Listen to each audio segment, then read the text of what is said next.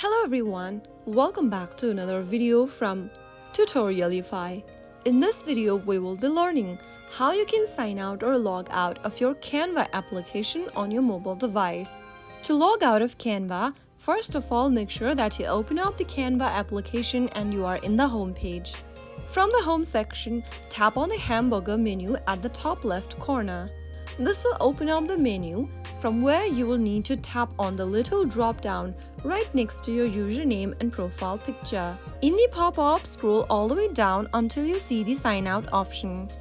Click on sign out and you will be redirected to the login section of Canva. With just a click of a button, you will be logged out. Always log out of your account, especially on shared devices, to protect your designs and data. I hope you found this tutorial helpful. If you did, make sure to give it a thumbs up and subscribe to Tutorialify for more Canva tips and tricks.